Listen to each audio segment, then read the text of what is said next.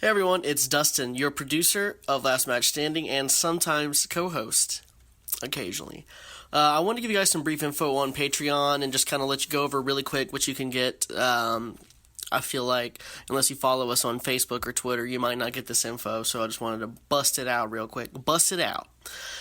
For $1, you get access to our Cedric Von Hausen tier. Lets you get an extra vote in match suggestion polls, like what you can see over on Twitter, via our exclusive Patreon poll, so you get 2 votes instead of 1. And you get access to our Discord, which includes watch parties for pay-per-view events.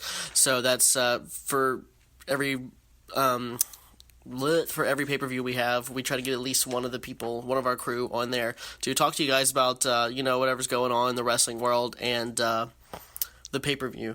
For $3, you get access to our Quadruple H tier. As Triple H's dad, you will receive early access to weekly episodes of Last Match Standing.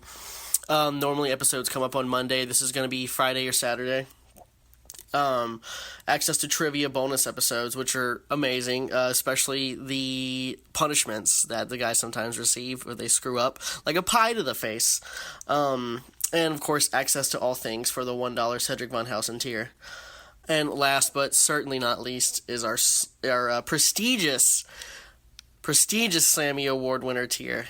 This is just incredible stuff, folks.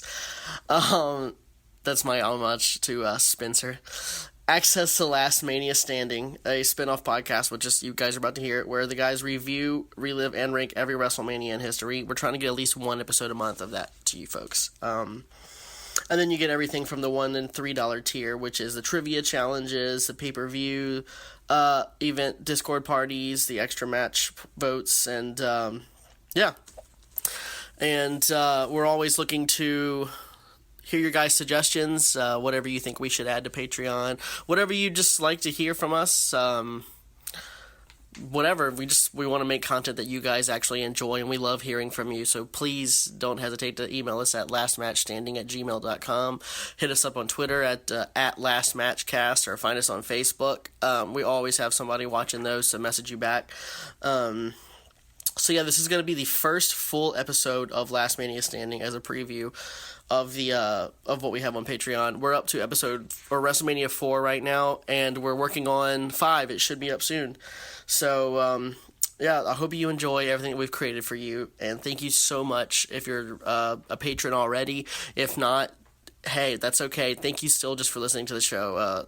It means a lot that we have even just a few hundred people listening to every episode. I feel like, giving you guys content, something to enjoy, is something we enjoy doing. So, yeah, as always, I'm Dustin, and this is Last Mania Standing.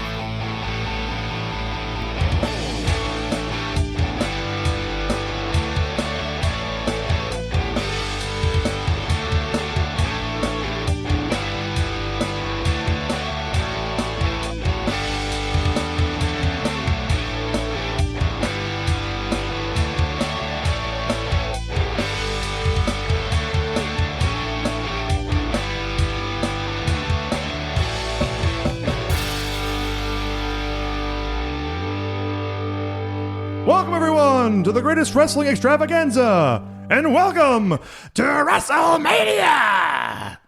Welcome to Last Mania Standing, the podcast where we review, relive, and rank every WrestleMania of all time. As always, I'm Spencer.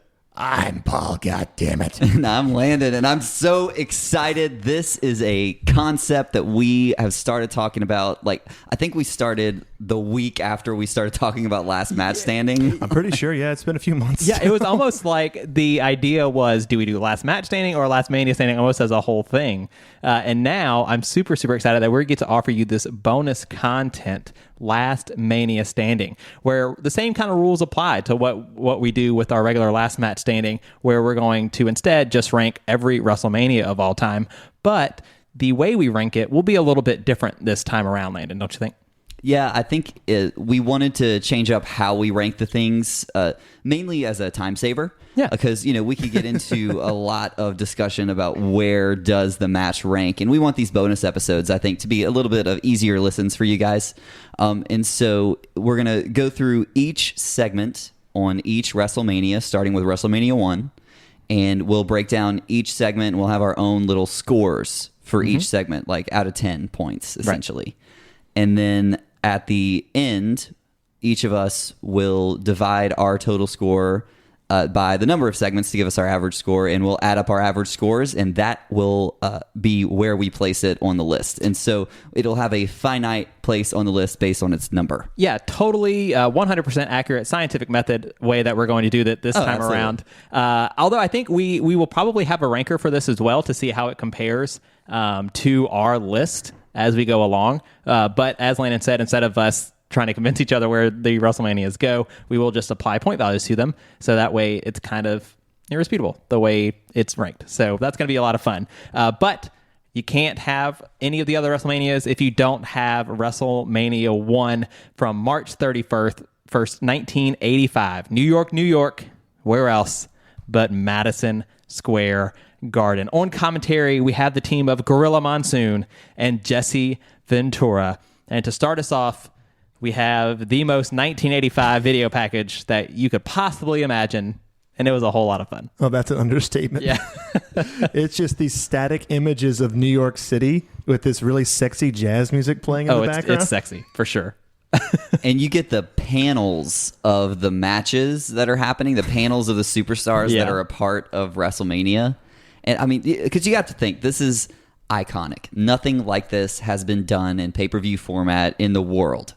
So having these larger than life characters come across the screen, these are the people that you've seen on TV perhaps before, or the people that you go to places like Madison Square Garden to see, but it's not what you see on your, huge big match pay-per-view. Like nothing like this was done before. So it was very 80s, but at the time people were freaking out seeing all these faces on the TV. Oh yeah. Right. I mean, this was like one of the first real super cards you had in America.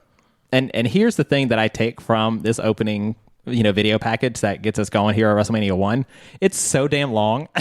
It never ends. Like, I think I'm still watching it. Oh, yeah, the opening package is longer than half of the matches we see tonight. It is. It is. But we actually go from there to the welcome, of course, from the Fink. Why not? Who else would it be at this point? And we have to have our national anthem. If you would have told me, and I've seen WrestleMania before. Yes. But if you would have told me before we watched this that mean motherfucking Gene was going to sing the national anthem, I would have called you crazy. I would have laughed you out. The like bullshit. There's no way he's doing it. And fuck me, he sings the national anthem. And the thing is that you can tell almost like it wasn't supposed to be, because he's trying to get the crowd to sing along with him. Like, it's not something that he seems to be incredibly comfortable doing, but he sounds pretty good. And I like looking back at it now, what an incredible moment. And Jesse Ventura gives us, obviously, some amazing commentary throughout the whole night. But one of my favorite lines was, "I didn't believe he had it in him, but he rates right up there with Robert Goulet." who we will see again at some point on this show.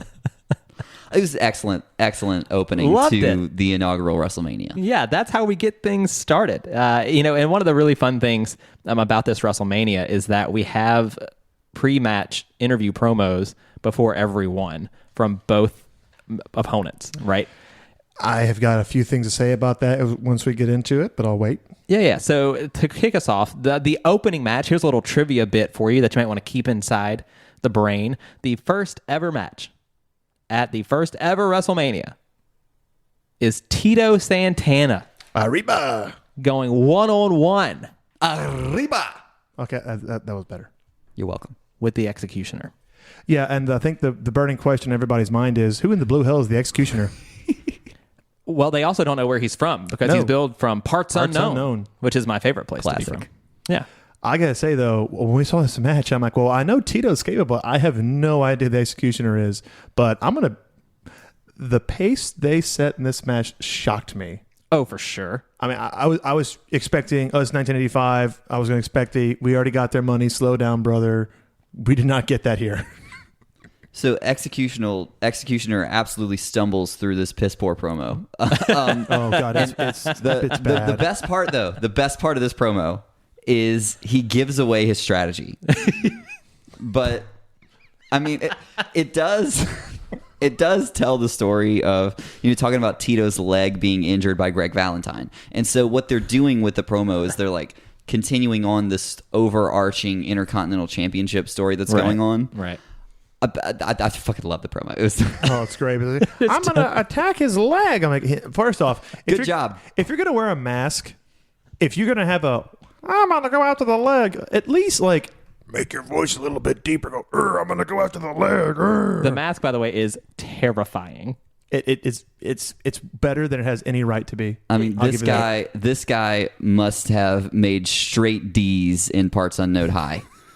I mean, Kane should have given him some pointers while they were there.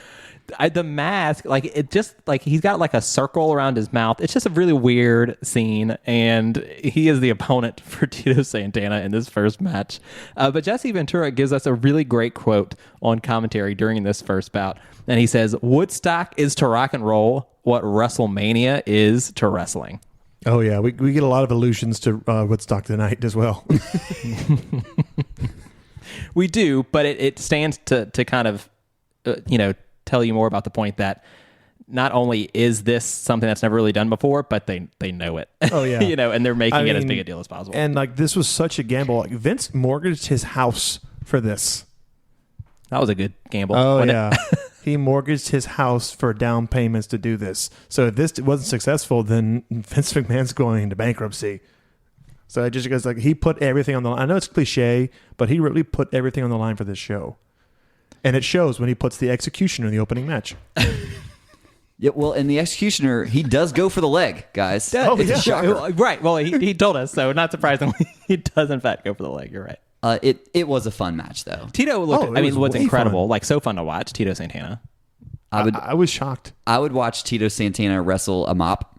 Yeah. So the fact that he was in there with the Executioner, who is actually someone that you may be familiar with. I'm sorry. Did you say you would watch Tito Santana wrestle Perry Saturn? Is that what you said? I thought that's what I heard. I would watch that match. But Landon, who is the Executioner? I was actually going to ask Paul because okay. I didn't write it down. Well, the Executioner is actually Playboy Buddy Rose. That's it. How about that? That's it. I knew As in, I don't weigh 281 pounds. I weigh 218 pounds. This first match, 4 minutes and 50 seconds is all it takes for Tito Santana to be the first ever victor in a match at WrestleMania. Tito Santana picks up the win. With a figure four leg lock. The first thing to win a match is the first fall at a WrestleMania is a submission. That's interesting. Yeah. And it's a figure four leg lock. One of the most iconic holds in wrestling history. Now, notice that I'm going to try to take note of all of these things that we say because inevitably when I have to do some sort of trivia challenge that I'm going to lose, I need to keep all these things in mind. So just know that I'm keeping count as we go along. I want to point out, though, the opening match, 4 minutes and 50 seconds. Yeah, how about that? Yeah, real quick. Yeah. Really a fast-paced match. Really well done. Showed off how good Tito was. The next match is interesting. Oh, yeah. We got King Kong Bundy and Special Delivery Jones. Now, you want to talk about a fiery babyface promo. SD Jones. Oh, my gosh. A lot of fun. A lot of fun. He only stumbles over 4 words. Right. And King Kong Bundy has Jimmy Hart as his manager, one of 42 wrestlers that have Jimmy Hart as their manager at this first WrestleMania. But this match does not quite last as long. Well, I don't know, man. This match has the fastest pace of any match tonight. That's a good point. SD Jones said he was going to get down with the biggest thing in town. And he got down. Oh, yeah. He got down. How fast did he get down, Landon? 23 seconds. I'm glad you said that because on commentary they kept saying 9 seconds. Right. When they said that, I was like, what were you watching? Like, when did you start? Did you start the 9 seconds when he started the pin? Like, I don't understand because from bell to bell, it's 23 seconds. So, I think they're implying that it was like from the time that King Kong Bundy hit the ring to the pin. It was maybe like, no. Like the bell rings. There's a little bit of back and forth. King Kong Bundy pins him for 5 seconds, not 3, and then the bell rings again. We timed it 23 seconds, and I even looked it up on Wikipedia. 23 seconds. But the commentary team will have you believe it was 9. But King Kong Bundy picks up a quick win. I'm not a fan of squash matches at WrestleMania. Not at WrestleMania. That's not what it's for. But to be fair, WrestleMania wasn't anything yet at this point. Right. So it was kind of all fair game. And King Kong Bundy was, I believe, still sort of a recent hire. So they were still in the process of building him up. Mm-hmm. The following year, he would be in the main event against Hulk Hogan in a steel cage. But to be fair, like that's what King Kong Bundy did. He just killed people in like under 30 seconds and pinned them in 5 seconds. This is what he did.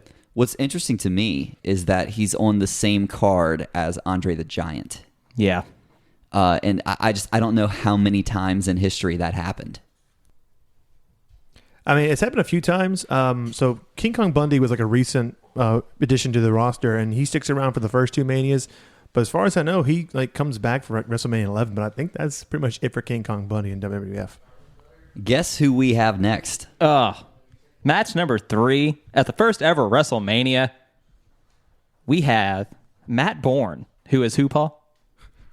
Doink, brah. Oh, man. I told you guys when we started this Mania crawl that any match that features Doink the Clown, automatic bonus points. Even though he's Matt Bourne in this situation, bonus points. And I don't know if he makes any kids cry in this match, but he's definitely there. Also known as Born Again in early ECW. Yeah, good. Good stuff. But who's his opponent? His opponent is Ricky the Dragon Steamboat. Like returning to the podcast, Ricky the Dragon Steamboat. So is this pre-Dragon Ricky Steamboat? Yeah, this is pre-Dragon. This is the Hawaiian Ricky Steamboat. The Hawaiian. Yeah. Ricky's in great shape. Yeah. Oh, he looks amazing here. I mean, his Pythons rival Hogan's at this point. He's got these beautiful, just plain white trunks, and it showcases his character again, that he is just this altogether good guy. And they have great chemistry together. They really do. Oh, some of the suplexes Bourne hits on Steamboat are beautiful. First class. Bourne is extremely aggressive through this whole match, which I really loved that about his wrestling style. Even when he was Doink, it's kind of terrifying having this character as a clown beating the shit out of you. All I gotta say about this match is, like, Landon, use that word. How dare you use that word? Clown? Because I'm not a clown. My father's not a clown. I'm not going to name names, but Landon, you should never have brought in this business. I'm sorry, I couldn't help it. It took me a second to realize what you were doing there. I'm glad you couldn't resist. I had to go there. How many times do we get to talk about Matt Bourne on this podcast? Matt Bourne is such a phenomenal performer. Oh, he was really good here. He was really, really good here. But he gets beat. He does. To a Ricky Steamboat cross body off the top. In a actually slightly shorter than our first match, 4 minutes, 38 seconds. But like, God, man, quick, smooth action, a lot of headlocks, but it's a short match, short and sweet. And like I said before, great chemistry, beautiful suplexes. There's one thing that happens in the match that really stood out to me. Mm-hmm. So Bourne takes a chop at one point in this match, and it's a pretty stiff chop from Ricky, but Bourne falls literally head first. No hands, no nothing. I mean, his head smacks the mat, and I'm just like, damn, you didn't have to go that hard. It sounds like a chair shot. Protect yourself. Come on. Yeah. But so, how cool is that? That 2 of our first 3 matches are some of our winners are Tito Santana and Ricky Steamboat. That's pretty good. I'll take that match any day. Yep. Yeah. Oh yeah. Man. No kidding. Stop. Oh God, don't even put that idea in my head right now. And then we get a little weird. Weird is an understatement here, but this is my favorite pre-match promo, because when you watch the promo, it's Brutus Beefcake, Jimmy Hart, and Johnny Legend, and their clothing does not match what they're wearing at ringside. Right.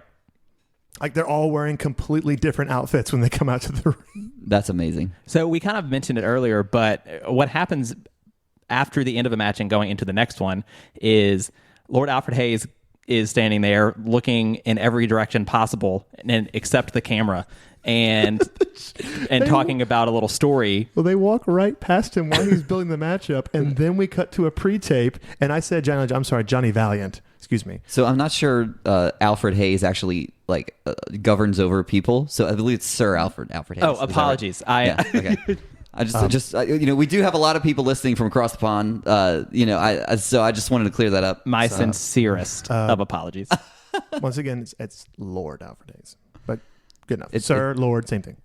Is it the same thing? No, it's not. And We're going to get a lot of hate mail. I right There's now. some backlash about to happen. But it's Lord Alfred Hayes, who's also returning to the podcast. It's Sir Alfred Hayes. I would just Lord. I would just like to apologize. We are from Louisiana. I mean, I don't know what to tell you. Like, it's exactly what you expect. Probably Come on, from y'all. us. Not a lot of knights in Louisiana. We got to get this right, guys. Here's what I'll do. I'll take my alligator down to the library and I'll try to figure it out. I thought you were going to start singing Old Town Road, but all right. No, he's actually going to bring his horse, but that's okay. Yeah, it's fine. But no, it is Lord Al. Sorry. Yeah, so basically he like sort of gives you the backstory of the match, and then it cuts to Mean Gene, who does this interview promo with the participants of the match, and this time the matchup is David Sammartino, as in the son of Bruce Sammartino. Bruno. What did I say? I'm looking at... Spencer, just stop talking. You're done. All right, Bruno. guys, have fun. See you later. But what I love about all these pre-match promos we get is the baby faces are on the right side, and they're like, "Oh yeah, I'm gonna go fight to win because I've got the fighting spirit." Walk out, and then the heels, who are just clearly standing just off camera, walk in and go, "Oh, forget what they said." And you got Johnny Valiant, and what I love about this is he's asking Brutus Beefcake what he's gonna do, while Johnny Valiant is standing directly in front of him and will not let him speak. And then he just goes into the microphone. That is Lucius Johnny Valiant. Yeah, but I just love how he just gets right in front of Brutus and won't let him talk. And then he just goes into the microphone. And I'm like, 10 out of 10. Love this one. I know I promised to not talk again on this podcast, but Are you going to correct me? no. Please correct me. No. I set that up just for you. Because if you don't, I'm going to have to. Go for it. It's luscious, Johnny. It Landon, is. it's luscious. It's fine. Brutus, the barber beefcake, is billed from Parts Unknown. That's our second one of the night. I wonder if he and the Executioner went to the same high school. I had to. Probably. They went to...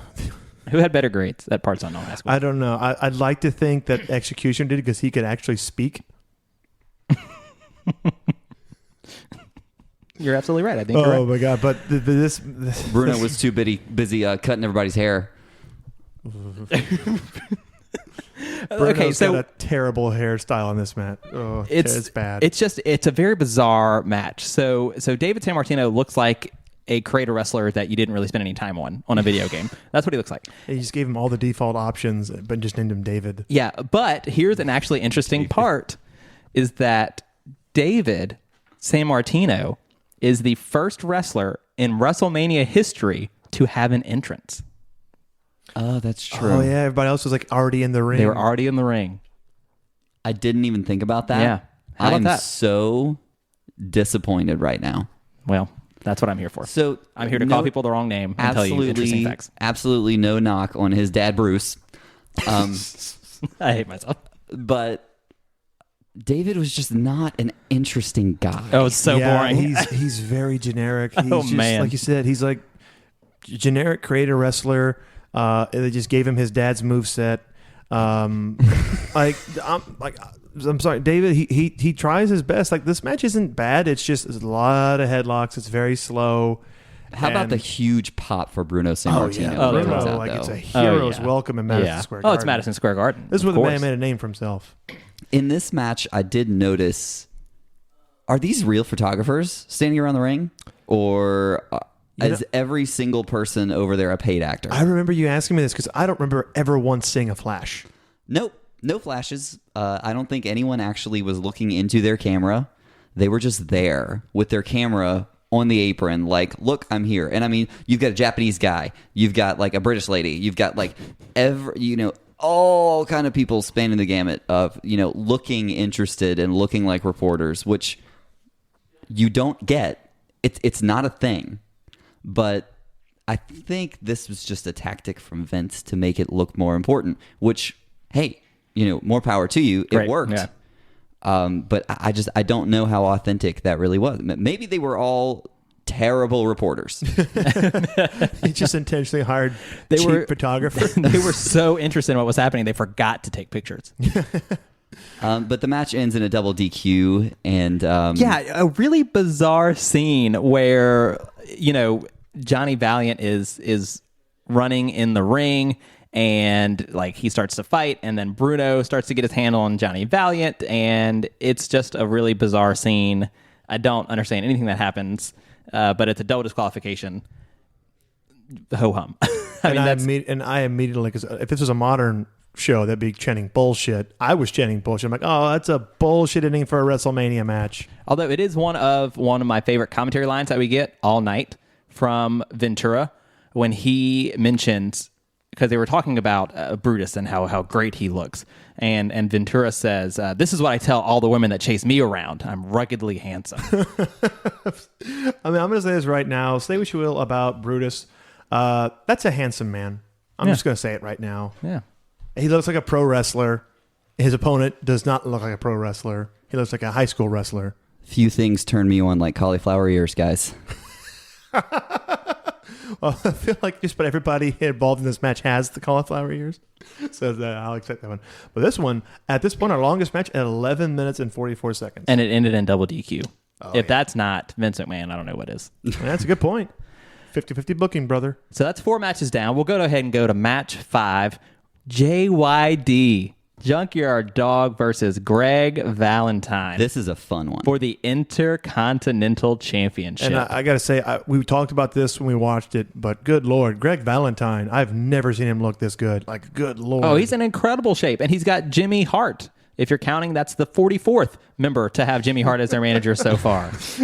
I believe he's the second, but... Got to bring us back down to reality. But no, Greg looks amazing. And you want to talk about the pop that Bruno got, the pop that JYD gets. Yeah. It's absolutely insane. I'm convinced that JYD would have been Hulk Hogan if he would have been around. Here's another thing. Junkyard Dog gets entrance music. The first person to get entrance music. Yes, so we have David Sammartino actually having an entrance. But no music. JYD gets music. And it really makes this feel like big fight feel. It's the first championship match in WrestleMania history, and you've got 2 larger-than-life characters in Junkyard Dog and Greg Valentine. Greg Valentine is having a really impressive run with the Intercontinental Championship. The only, there's this kind of overlying thing where earlier in the night we heard from Ricky Steamboat about, or actually I think it was from, not Ricky Steamboat, it was from the Executioner, about how he was going to attack Tito Santana's leg. Wait, which one of them was against? Why am I getting them mixed up? Yeah, the Executioner. You're right. You're right. Executioner says attack the leg. Right, because of their deal going on with the Intercontinental Championship. So Greg Valentine is he's going into this match sort of distracted. And so you have this excellent opportunity for Junkyard Dog to come in here on the very first WrestleMania and walk away with the championship. And it's a beautiful belt. It is a beautiful belt. Is. My gosh. That Intercontinental title is, it's just important looking. Like, it just looks important. It's literally green. It is. How many times have you seen an actual green strap? Like 24/7 championship. So we'll say not in pro wrestling, but yeah. And it's only been 34 years. Right. But you're right. Landon, I agree with your Hulk Hogan comment about JYD. Like, people loved him, and he is great in this match. He hits the iconic headbutts on Greg Valentine. It was just a really kind of fun, quick action back and forth between the two of them. It really was. It was a very fast-paced match for such big guys. It shocked me. I was like, whoa, these guys are going hell for leather. And I was really impressed. Junkyard Dog intimidates the normally absolutely stoic Greg Valentine. Yeah, he's constantly like getting frustrated, pounding the mat, just going to whatever like dirty tricks he can get. And speaking of dirty tricks, the ending of this match really confused me because we get like the dirty pin, the feet on the ropes, and they're like, oh yay, Greg wins. And then he's like leaving the ring. Then the referee comes in and starts kicking the bottom rope. And I'm like, wait, what's going on? So Tito Santana came out. Yeah. As part of that feud, right? So Valentine gets the pin, but he was using the ropes to pin JYD. Tito Santana comes out basically to kind of argue the case about, Valentine was using the ropes. But at this point, Valentine's already left. Yeah, he's like out of the ring, like halfway up the ramp. And they're like, nah, restart the match. And then he's like, looking like, wait, what? Am I supposed to come back in? And then he starts walking back and he's like, what am I doing? Like, all right, that count out, yay, win. And then he's like, okay, and I just Yeah, like, in my opinion, if they weren't going to give him the belt, they may as well have just ended the segment after the disqualification. Like, I don't. Right, like you can still have Tito come out and show that he's mad about Valentine cheating, and that's Or not. He didn't get disqualified. He just cheated to win. right. Yeah. Right, Yeah, and you can but, have him be like, mad about it. they did not handle this segment very well, Weird. and So it left a really sour taste in my mouth. Like, okay, we just got a double DQ. Don't give me this bullshit like count out ending because Greg clearly missed a cue to come back into the ring. However, the fans were absolutely in love with Junkyard Dog. Oh, they love that he won. They The love him. fact that he won, even if it was by count out, they just ate it up. Yeah, absolutely, which is so fun. And then we have our second title match of the night. And this one is for the tag team championships, where Nikolai Volkov and Iron Sheik go up against the current champs, the U.S. Express. Yep. And I love this because this is Barry Windham and Mike Rotunda. The song Real American that Hulk Hogan used was originally written for them. But if you watch this on the network, or if you watch like the WWE Anthology version, like in the Gold Box, they have this kind of generic dubbed over theme that just does not fit them at all. Yeah, you're absolutely right. But both of these guys have managers, so again, we're packing the ring with people. Iron Sheik and Nikolai Volkov have Classy Freddie Blassie, which is just man. a great to see. It's a treat. It is. And then the U.S. Express has Captain Lou Albano. And I remember you watching this, you're like, what is hanging from his face? I'm like, oh, those rubber bands. Why? I'm like, I don't know. Lou Albino and his rubber bands will AKA remain the mystery of WrestleMania 1. Lou Albano, okay. Super Mario Brothers Super Show. Do the Mario. Once again, if you get that reference, tweet at me. So the best heel heat of the night comes from Here we go. the Russian national anthem. Yes, indeed. I know I mentioned this in the previous match about guys looking great, but holy shit, Volkov and Sheik are looking real jacked, baby. Looking real jacked. I mean, everybody in that ring deserved to be there. This was for a sure. quality tag team match for 1985. Yeah, the previous match, JYD and Greg Valentine went 6 minutes and 56 seconds. This match goes 6 minutes and 56 seconds. But it was fast paced. It was a really good tag team match, back and forth action, and again, kind of a dirty finish. This time it's Iron Sheik hits, and I can't remember if it was Wyndham or Rotunda, but it was Sheik hitting them with a cane. And that's how they get the pinfall victory, and we have new champs. Yeah, and I'm like, okay, so we got double DQ, count out, screwy finish where the heels go over. So that's 3 matches in a row that had endings that kind of like left a sour taste. And like, the first title change in WrestleMania history. The first title change in WrestleMania history, absolutely. and this one is 1 second longer than the previous match. Well, it was also the first post-match interview that we get. It's true. It was interesting. Freddie Blassie is just absolutely stellar. Yeah. Kane? What Kane? I didn't have no Kane. What? Yeah, pencil neck geek. I had no cane. I mean, he clearly walks out with a cane. It's like his thing. He has his cane, Right. and so he gets backstage, and Alfred Hayes just like, "Where's your cane?" She's like, "What cane? I didn't have a cane. What are you talking about?" I loved it. And I love the 85 tag belts. Oh, I do yeah. too. Yes, They were gorgeous. We are 2 for 2 on incredible belts. I mean, they're gorgeous. And then we have what ends up being match number 7 of the night, a $15,000 body slam challenge. Big John Studd versus Andre the Giant, where if Andre does not body slam Big John Studd within the allotted time, his career is over. All I gotta say about this match is the pre-match promo. Big John Studd going, "Oh man, this bag is so heavy I can barely pick it up," and I'm like, "Money's not that heavy. That is not a briefcase. That is a gym bag, and those are a bunch of crumpled $1 bills, and they keep spilling them out of the bag."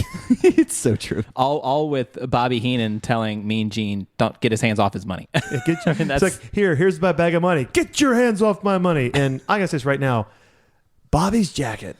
Oh, The best. I want that jacket. The first appearance of Bobby the Brain Heenan at WrestleMania.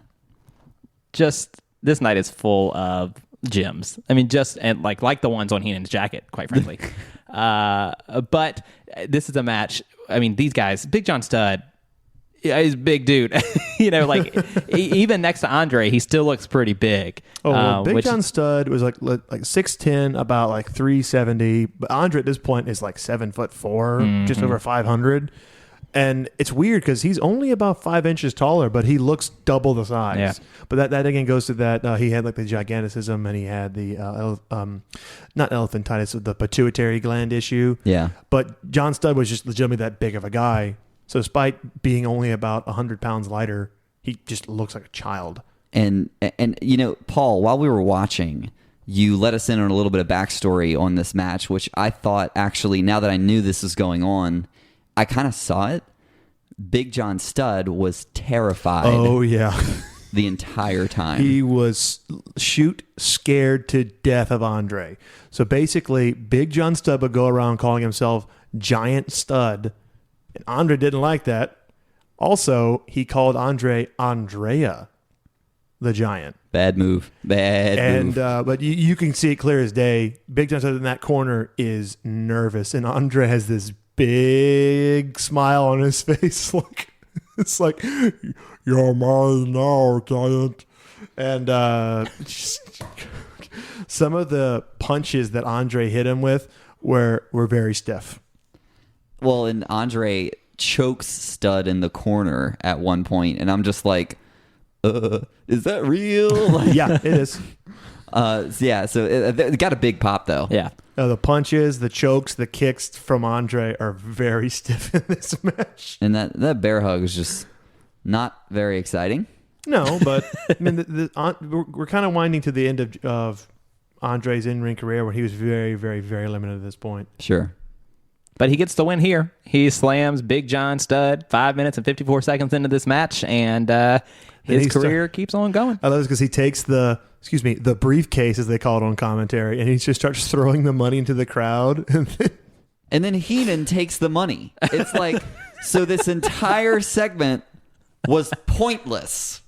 It meant nothing. If Heenan gets the money back, why did we just spend 5 minutes and whatever seconds on Oh, but mate, he slammed Big John Studd. Nobody's ever done that before. Yeah. Woohoo! People got to see Andre the Giant in the first WrestleMania, yeah. And I'm guessing that was the draw here. That was the big deal. Because you got to remember, like, Andre wasn't on television every week. Andre would jump between promotions on like a month-to-month basis.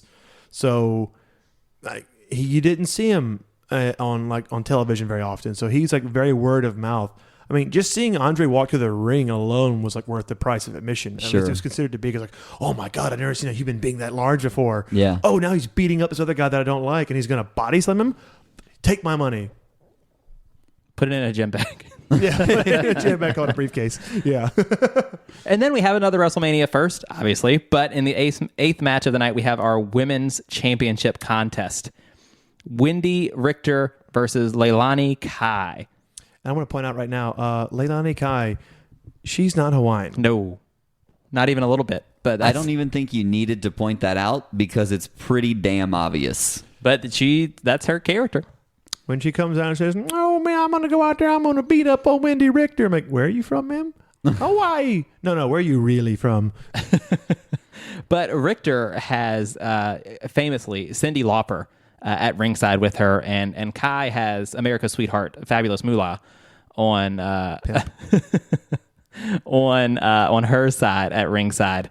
But this match goes 6 minutes and 12 seconds. It's a pretty good wrestling contest, and one that people really, really wanted to see Richter win, especially with the help of Cyndi Lauper, and that's what happens. And there was some really nice use of hammerlocks in this match. Yes. Like Mm-hmm. I was really impressed. Like, I don't know what I was expecting, but you think about the world of women's wrestling in 1985, what that would have looked like. And, what you hear is, oh, well, they didn't do much. They were just there as the P-break match. They were just there, to be looked at. They did a lot in this match, though. They did great work in this match. Yeah, one thing I want to point out is the bathing suits that they're wearing.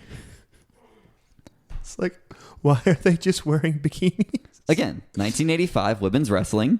But this was a wrestling match between two wrestlers, and I was really impressed with it. No, it was too. there was a moment where I believe it was Wendy Richter was like tapping on the mat when she was in a submission, but the ref didn't call for the bell and was just like, "Oh yeah, well that wasn't a thing yet." Yep, Yeah. not till 97. I was just like, "Oh, she's quitting. She's quitting." Oh, no, she's not. And we got 12 years before tapping out as a thing in WWF. But yeah, Wendy does win the match off of the reverse crossbody. Nice work. Yeah, it was like, and she rolled through. I'm like, oh man, okay, I wasn't expecting to see New this. champ, and we get to see Cyndi Lauper and Wendy Richter dance around the ring, and their post-match interview is really, really fun. Just a lot of fun. That whole segment, I really enjoyed it. 6 minutes, 12 seconds. One of the longer matches on the card too. And that gets us to our first ever WrestleMania main event, and they pull out all the stops. You are not kidding. They pull out all the stops. We have a guest ring announcer, Billy Martin. It's a famous manager from the New York Yankees. Yes. We have a guest timekeeper, Liberace. Oh my God, the Liberace segment. Oh, he's just so happy while man, he's dancing with the smiles. Rockettes. Oh, he does the can dance with them, and I'm like, he is so happy right now. He's having way too much fun, and I love it. We didn't get Liberace for many more years after that. No, right. So right. it really is a special moment, and it's definitely one you definitely see it a lot on the WrestleMania Rewind segments when they talk about the greatest OMG moments of WrestleMania history. Oh, and it's definitely just a clip that when it's almost synonymous with WrestleMania. It's one of those clips that you see every single year. Absolutely iconic moment. He was living it up. He loved it, and it was a pleasure to watch. The clips you see every year is you see Liberace, you see Mean Gene, and you see Hogan and Mr. T walking to the ring. Yeah. Those are the three clips they always show from this. Right. One that I'll add on to that, even I see all the time, is Piper and T nose to nose. Oh, that's yeah, a big like one. That's a big butt one. heads. Because there was also two guest referees for this match. One of them being Pat Patterson, the other being Muhammad Ali. You see that clip too. Yeah. Like let's And then show us some introducing Ali, legitimacy. he raises his hand and gets like this really Oh, it's incredible. loud glass shattering pop. And so, we've talked about all the lead up to it, but the competitors of this match, Hulk Hogan and Mr. T, who was a huge star at the time. Oh, Massive. yeah. And they were accompanied by Jimmy Superfly Snuka against Roddy Piper and Mr. Wonderful Paul Orndorff with Cowboy Bob Orton. Who, at this point, how long had his arm been broken? Probably about 4 or 5 years. Yeah, I was like, Ollie, who broke his arm? I don't remember. All I know is that his arm was broken for 5 years. No idea who broke that arm. You'd think that would be, They did a people good would job. be talking about that because he wore that cast for 5 fucking years. I will say one of the things that I love so much, Mr. Wonderful's tights. Because on the back of them they say Mr. and then it's a number 1. Yeah, this is the with number 1. Durful, which is just phenomenal. Hey man, they probably charge by the stitching. So But to kind of say that he's also the best at the same time, really, really, really cool. And I gotta say though, their entrance, they get walked to the ring by the NYPD band. With a full bagpipe entrance. Full bagpipes and drums. I'm like, that is so awesome. He's got a smile on his face, like he is enjoying this, even though he's supposed to be the evil bastard heel, and he's like, no, this is awesome. I've got like 30 guys playing bagpipes for me. Hell yeah. Like I said, he's being flanked by Orndorff and Bob Orton, and just, whew. And they don't do this anymore at WrestleMania. But I love when they do the shot of like, okay, walking down the hallway because you got Hogan and Mr. T walking down, and there's that moment where they stop and they're kind of like shaking a little bit. And then now on the feed, you'll see they start playing Real American, but in reality, they played Eye of the Tiger, and they don't walk through the curtain until Eye of the Tiger is played. I wish they still did that in wrestling for the main events. They used to do it all the time. The last time I really remember them doing that was for WrestleMania 14. Where you had that moment where okay, here we go, about to go, music hits, and then they walk through. Yeah. It just makes it, I really like that. it just makes it seem like real, and I miss that. The match starts and the crowd is on fire. I mean, it's just like it's been a good night with some pretty interesting things happening, but they are so ready for this main event. And the first thing we see is that nose to nose between Mr. T and Roddy Piper, and Mr. T starts strong with some surprising, like really good stuff in the ring, including what Landon made sure to point out was a wasteland. on he Roddy totally Piper. does the wasteland. I'm like, oh shit. A young Wade Barrett was watching that one going, I got ideas for that move. So this match was actually set up from the war to settle the score that happened a few months before between Hogan and Piper. And so it's really interesting to see how, you know, Hogan's able to bring Mr. T into this contest. And there's just a lot of larger than life characters in the ring. It really in this is. Well, it's really cool to promote this. Hogan and Mr. T hosted Saturday Night Live the night before. Oh my God. Yeah. That was like the, hey, come see us tomorrow night at WrestleMania, oh, Madison Square Garden. You heard it. Yes, I paid it for to come to WrestleMania. And Genius marketing. apologize if I offended by that impression there, but we're going to move on. Chaos ensues in Oh, this match. immediately. And there is a point where Muhammad Ali breaks it up, which it's really cool to see them actually getting him involved and not just saying, yeah, come down to the ring, wave, and then you can leave. He actually does his job, which is really cool. Ali does help break it up, which is awesome. Piper and Orndorff at that point try to leave. They're like, you know what? I'm out of here, which is a great heel move, right? They're gone. But they come back. Mr. T hits a body slam and an arm drag. Like he's pulling out these wrestling moves, which is phenomenal. It's like, slow down, Mr. T. You've already got their money.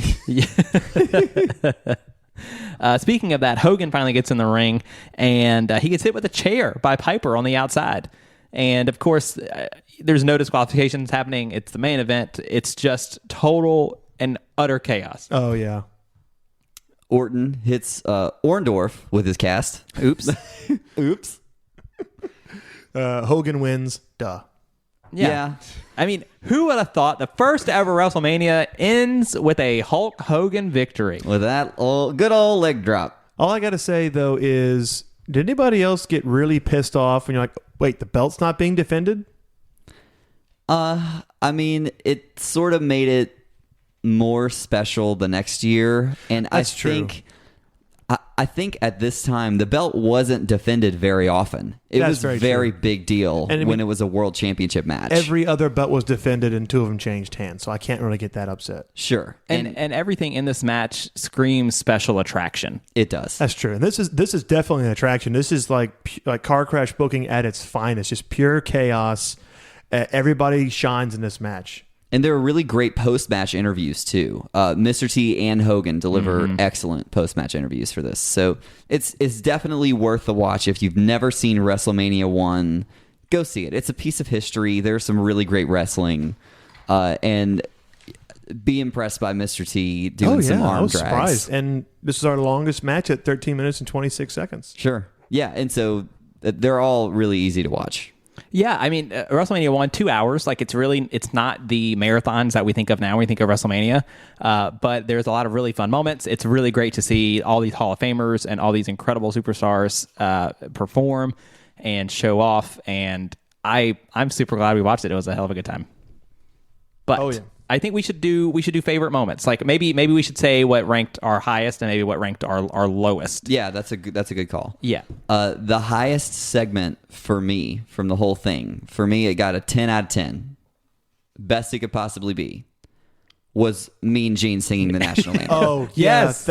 Yes. Yeah, 10 out of 10 on that one. Yep, same. Yeah. I also got 10 out of 10 on Mean Gene and the anthem. So, yeah, that's the best moment for us out of WrestleMania 1. It had nothing to do with the wrestling. It was a Mean Gene singing the national anthem.